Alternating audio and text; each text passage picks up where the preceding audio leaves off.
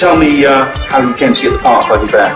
When I was a young, hungry actor in New York, it was around 1970, 71, 72, and I did a film called Across 110th Street that was directed by Barry Shear, and it was with Tony Franciosa and Anthony Quinn, and it was a real action film set in Harlem about some guys that rob a numbers bank.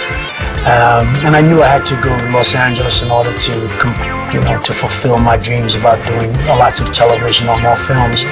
So I went to Los Angeles, and my agent got a call from a producer, I believe Aaron Spelling, and Barry Shear was directing the pilot for Starsky Hutch, and he suggested me for the role, and I didn't have to read for it or anything. I just came in and thought the role was mine because it was just one scene, and they just wanted some authentic kind of character actor, a street guy called Huggy Bear, and we had a great relationship in terms of with Starsky and Hutch in that scene, and I didn't know, but they had ideas that if that scene worked, that I would be part of the formula that was hopefully eventually make Starsky and Hutch a success, and it worked out.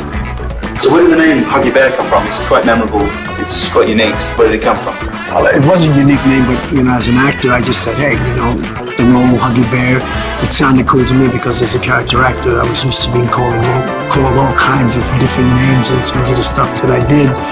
But and I never thought, when I thought about it, well, Huggy Bear maybe should have been somebody of a different stature or something. I was this skinny young actor, but I sort of made the role mine because I just accepted the fact that he was who he was. But William Blinn created the series and wrote the pilot. He was driving from San Francisco. He said in the documentary, and he heard a late night DJ who was called Huggy Bear, and he just thought it was a fascinating name, and he found a character that he could put it on. Okay, so who's your favorite character in the show, Starsky or Hutch? Me. My favorite character was Huggy Bear. They say, because when I got the script, a lot of times I had one scene in it, and sometimes I would just throw out the other pages and concentrate on my scene. The show was definitely starring David Soul and Paul Michael Glaser, and they were, they carried the show. They were unique, and they made my job real easy because I just came in and gave some information. I had a little interaction with them, but it was sort of a welcome respite from all of this action that was going on, and they would come to Huggy's place, and it would be a little bit lighter, and it was sort of a welcome thing for the audience also. But I think both David and Paul were very special, and we had a special relationship, in terms of three working actors, as well as Bernie Hamilton as Captain Dobie, that we really hung together and really, looked out for each other, and particularly tried to do whatever I could as an actor and as Huggy Bear to support, what they were trying to do, and it turned out to be a winning formula.